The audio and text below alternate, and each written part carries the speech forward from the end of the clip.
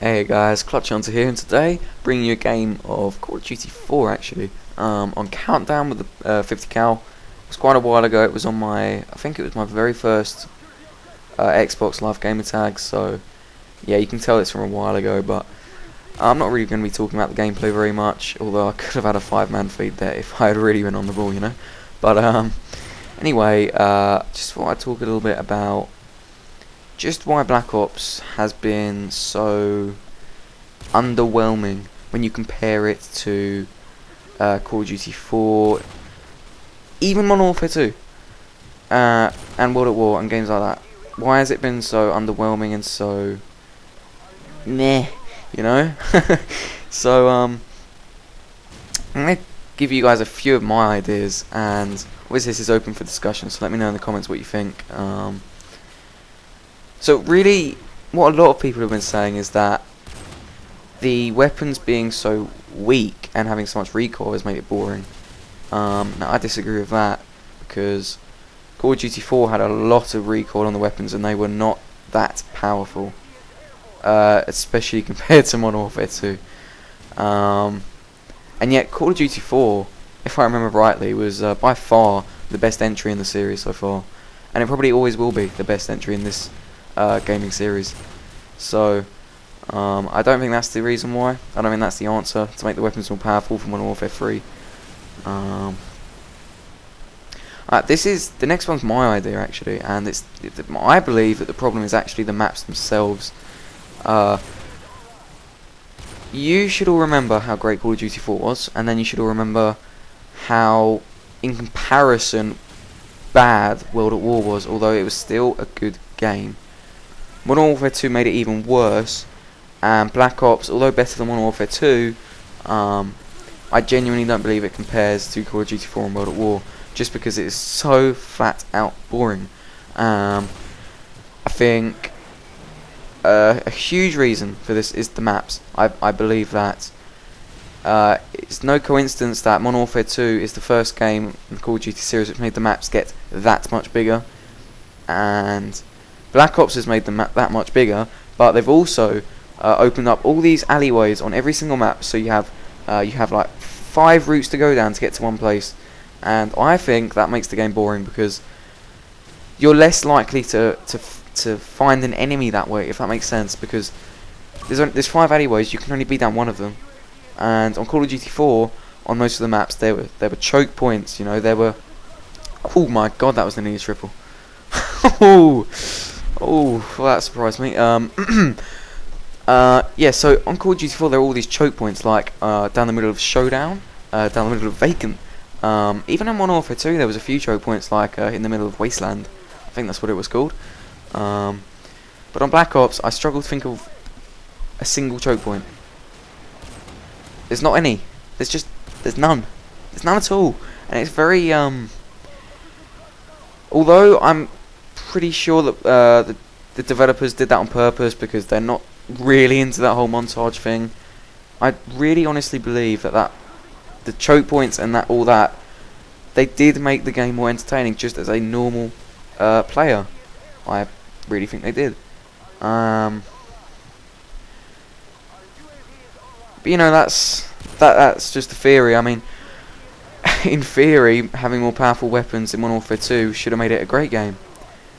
That did not turn out great. I remember suggesting on Twitter actually to Robert Bowling before the game came out that I think all the weapons should be at least a bit more powerful, and that the Killstreaks should be completely and utterly deadly.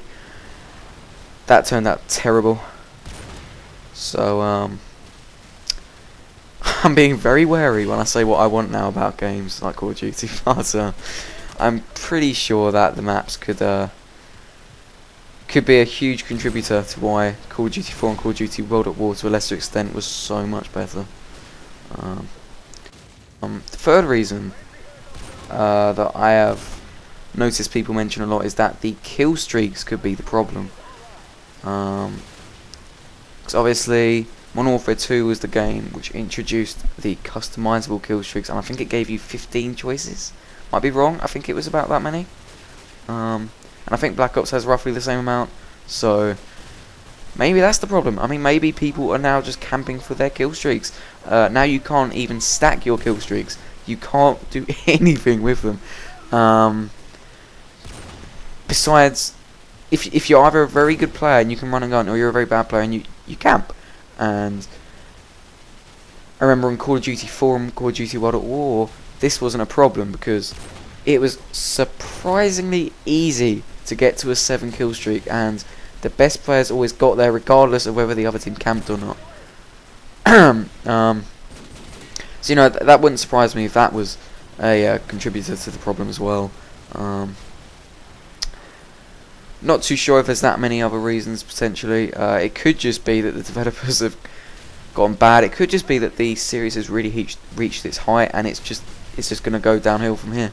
While I'm in the video, I'm just going to go ahead and tell you guys about some news on the Call of Duty series. Activision, being the money grabbing bastards that they are, they just cancelled Guitar Hero, which I know isn't really related, but I just thought I'd mention that anyway because I know there's a lot of Guitar Hero fans out there.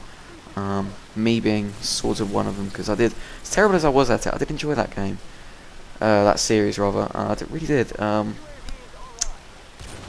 was I? Ah yes. Activision have put forward, I think it's now 5 or 6 developers to work on Modern Warfare 3. You got the obvious one, which is Infinity Ward, even though in reality it's not really the same Infinity Ward that made Call of Duty 4 and Modern Warfare 2. You got Raven Software, you have Sledgehammer Games, that's the one, who are, by the way, working on Modern Warfare 3 until that's out, and then they'll start working on that project which they were supposed to be working on right now. There's another one which I've forgotten, and there's another one which I've forgotten the name of, who are working on, quote unquote, roughly, online aspects to broaden the online, or something along those lines. Now, whether that means that they're actually trying to make the game better, or they're trying to get more money out of us, remains to be seen. I highly doubt they will start charging monthly to just play on Call of Duty, because that would be stupid and suicidal, especially with the amount of great games that EA have coming out soon in the FPS genre. Battlefield 3 and Respawn Entertainment's game immediately come to mind. But they could also do things like put new weapons in the game which not everyone has unlocked. So you might buy a weapon for, say, 250 Microsoft points or something stupidly overpriced like that. Because there'd be a worryingly high amount of people that would actually go for that. So yeah, that Activision have always been greedy pieces of and this online aspects thing, which this new developer is working on, within the Call of Duty series, they are most likely going to be working on whoring the Call of Duty franchise even further. It kind of makes me wish that Battlefield 3 and/or Respawn Entertainment's game would just be brilliant. The Battlefield 3 is coming out at the end of the year. Respawn Entertainment's game, I would assume, is coming out next year. I hope they're both brilliant, or if not, at least one of them is, because something has got to get rid of Call of Duty. It's just, it wouldn't be so bad, but with Activision at the helm, bring out yearly releases under God knows how many developers now, it's just getting ridiculous. Okay, that's the commentary, guys. I also noted, by the way, that you guys didn't really enjoy my last video, the Minecraft survival multiplayer Let's Play, so I'll make sure not to bring any more of those out until they've, let's say, polished them a little bit. But I'll see you guys next time. This was Clutch Hunter. Bye.